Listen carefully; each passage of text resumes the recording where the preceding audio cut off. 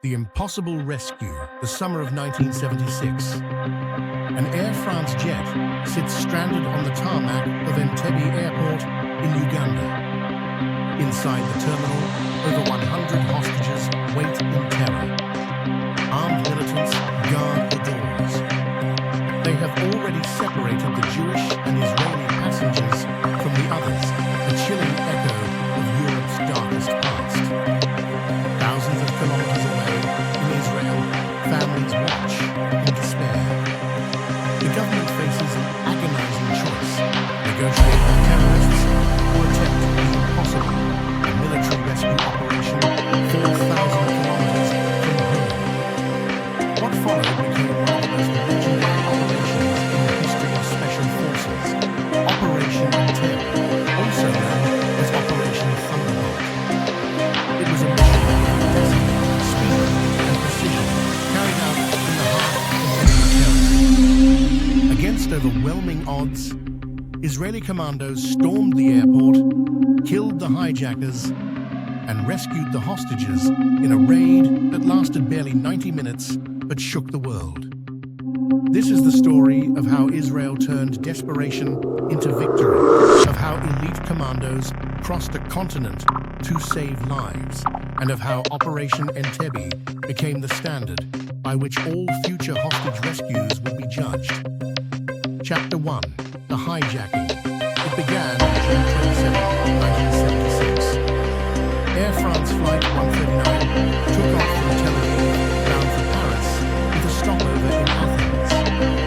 On board were 248 passengers and 12 crew members. The passengers came from many countries, and a large number were Israeli citizens. Shortly after leaving Athens, disaster struck. 4 hijackers, 2 Palestinians from the Popular Front for the Liberation of Palestine, External Operations, and 2 Germans from the revolutionary cells stormed the cockpit, brandishing pistols and grenades. They ordered the pilots to change course.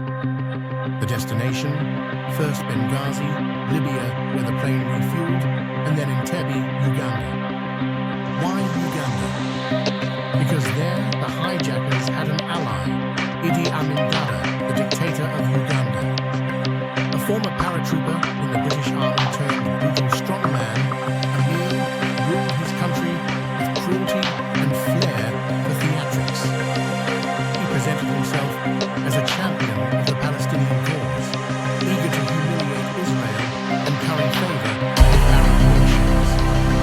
When the plane landed at Entebbe Airport on June 28th, Amin himself greeted the hijackers like honored guests. He promised them support, supplies, and safe haven. The hostages were herded into the old terminal building of the airport, guarded by the hijackers and Ugandan soldiers. Chapter 2. The hostage situation. Inside the terminal, fear reigned. The hijackers were heavily armed and highly disciplined. They wasted no time in separating the hostages. Israelis and Jews were placed in one group, non-Jewish passengers in another. This act of selection, chillingly reminiscent of Nazi practices during the Holocaust, sent waves of horror across Israel and the Jewish diaspora. The terrorists issued their demands: the release of 40 Palestinians held in Israeli prisons, along with 13 other prisoners in Kenya, France, Switzerland, and Germany. If their demands were not met by July 1st, they threatened to begin executing hostages. Conditions in the terminal were poor. Hostages slept on the floor, food was scarce, and guards patrolled constantly with their weapons at the ready. Idi Amin visited the terminal, playing the role of mediator. He delivered fiery speeches condemning Israel and presenting himself as the hostages' protector, but his true allegiance was clear. As days passed, the psychological pressure grew. Some passengers were released, mostly non-Israelis, after interventions by their government.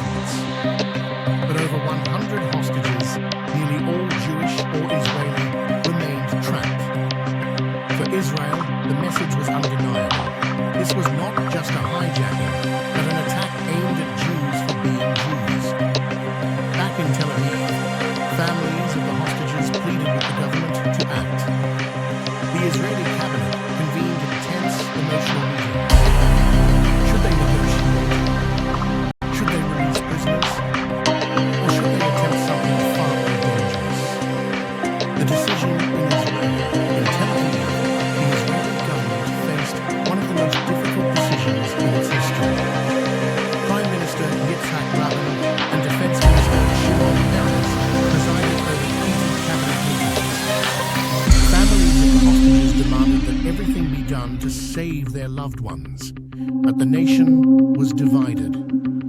Israel had a policy: it would not bow to terrorist demands. To release Palestinian prisoners would embolden future hijackings.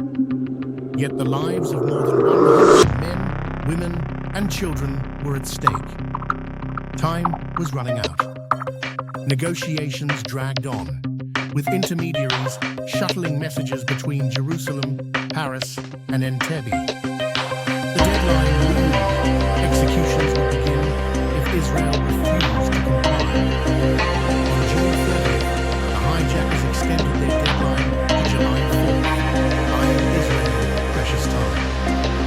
Behind closed doors, the military and Mossad began drawing up a daring plan. A rescue mission thousands of kilometers away in a hostile country under the nose of Idi Amin's army. For Rabin, it was almost unthinkable. The risks were staggering. But the alternative, surrendering to terrorism, was unacceptable. Israel would act. Chapter 4. Planning Operation Thunderbolt. The operation, codenamed Thunderbolt, began to take shape under the leadership of Israel's most elite Special Forces unit, Sayeret Matkal, the General Staff Reconnaissance Unit. These were men trained for the most dangerous missions, experts in counter-terrorism and hostage rescue. First came intelligence. The Mossad worked feverishly to gather details. Blueprints of Entebbe Airport were obtained. Ugandan construction firms provided photographs. Even released hostages gave first-hand accounts of the terminal layout, the number of hijackers, and the presence of Ugandan troops. Next came logistics. The distance from Israel to Entebbe was nearly 4,000 kilometers. Israeli Air Force transport planes would have to fly across Africa undetected, refuel in Kenya, and land directly at the airport. The commandos would storm the terminal, neutralize the terrorists, and evacuate the hostages, all within minutes. The plan was audacious. 4 Hercules aircraft would carry over 200 soldiers, including the assault force, paratroopers for perimeter security, and medical teams. To confuse Ugandan troops, the lead vehicle in the assault column would be a black Mercedes limousine resembling Idi Amin's personal car.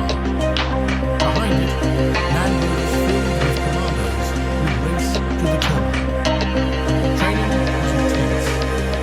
Israeli forces built a mock-up of the Entebbe terminal and rehearsed every step: entry points, room clearing, hostage extraction. Timing was critical. Any delay would be hostages executed when reinforcements arrived. At the head of the assault force was Lieutenant Colonel commander of Sayeret Matkal. Calm, charismatic, and fiercely dedicated, Netanyahu would lead from the front. For him and his men, the mission was clear: bring the hostages home, no matter the cost. Chapter 5. The Raid on Entebbe. On the night of July 3rd, 1976, 4 Hercules C-130 aircraft roared into the sky from Israel, flying low over the Red Sea to avoid radar detection. Inside, soldiers sat in silence, their faces painted, their weapons ready.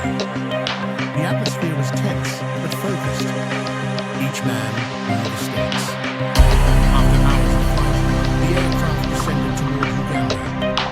At 11:01 p.m., the first Hercules touched down at Entebbe Airport. The ramp dropped, and out rolled the black Mercedes and Land Rovers racing toward the terminal. At first, Uganda guards hesitated, believing it was Idi Amin. But suspicion grew, and shots rang out. The element of surprise was slipping. The commandos opened fire, killing the guards, and stormed the terminal. Inside, chaos erupted. the terrorists opened fire on the hostages. The commandos responded with deadly precision. Shouting in Hebrew and English, they ordered the hostages to stay down. Grenades exploded, bullets cracked, and within minutes, all hijackers were dead. But the operation was not bloodless. 3 hostages were killed in crossfire. Several others were wounded. And in the midst of the assault, Netanyahu was fatally struck by a Iranian sniper. He was the operation's sole Israeli military fatality and will be remembered as a national hero. Meanwhile, outside the terminal, Israeli paratroopers secured the airfield, destroying the Ugandan fighter jets marked and the hostages were rushed aboard the Hercules aircraft. In less than 90 minutes, the entire raid was complete. Engines roared, and the planes lifted off into the night, carrying the rescued passengers to safety. Against all odds, Israel had pulled off one of the most daring hostage rescues in history. Casualties and heroism operation Thunderbolt was a stunning success, but it came at a price. 3 hostages were killed during the firefight inside the terminal, tragically caught in the crossfire as bullets tore through the room. Several others were wounded, some by terrorist gunfire, others by shells. The most painful loss for Israel was Lieutenant Colonel Netanyahu, commander of the assault force. Struck by a sniper's bullet outside the terminal, he was mortally wounded while directing his men. His leadership had been critical in planning and executing the raid, and his sacrifice elevated him to national hero status. In Israel, his name became synonymous with courage and selflessness. Decades later, his younger brother, Benjamin Netanyahu, would rise to become prime minister, carrying Yoni's memory as part of his political identity. Ugandan casualties were horrific. Dozens of soldiers were killed in firefights across the airfield. The Israeli commandos destroyed 11 MiG fighter jets on the ground to prevent pursuit, crippling Idi Amin's air force in a matter of minutes. For the hostages, the ordeal ended in disbelief. After a week of terror, they were free.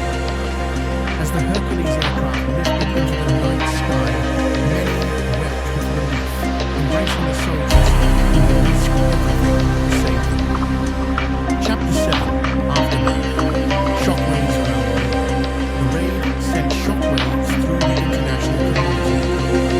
Israel had pulled off what many thought was impossible, a long-range rescue mission deep inside the hostile country. Newspapers around the world praised the operation as a triumph of planning, precision, and daring. In Israel, celebrations erupted. Families reunited with the hostages, citizens flooded the streets, and the government basked in national pride. Operation Entebbe was hailed as proof that Israel would never abandon its people, no matter where they were held. Idi Amin, humiliated, raged on Ugandan radio, condemning Israel and lashing out at Kenya for allegedly assisting the operation by allowing refueling. His reputation as a strongman was shattered, though he clung to power for several more years before being overthrown. For the international community, the raid raised questions about sovereignty and counter-terrorism. Some praised Israel for its courage, others criticized it for violating Uganda's territory. But the overwhelming sentiment was admiration. The world had witnessed one of the most effective special forces operations in modern history. Chapter 8, Legacy of Entebbe. Operation Entebbe became a turning point in counterterrorism and special forces doctrine. Militaries studied the raid for decades, using it as a model for planning hostage rescues. It demonstrated the value of intelligence, preparation, and the element of surprise. For Israel, the legacy was profound. The raid reinforced a national ethos. We do not negotiate with terrorists, and we do not abandon our people. It also cemented the reputation of the Sayeret Matkal as one of the world's premier special forces units.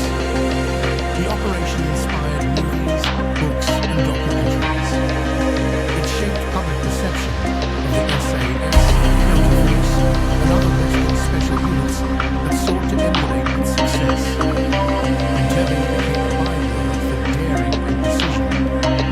Yet the operation also left scars. Families mourned the dead, the 3 hostages, and the government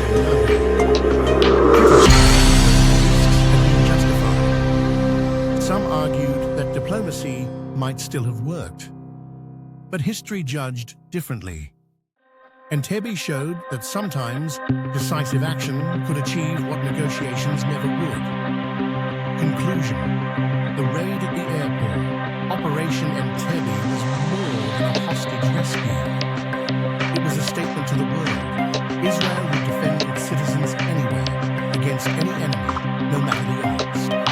In just 90 minutes, a small band of commandos accomplished what seemed impossible.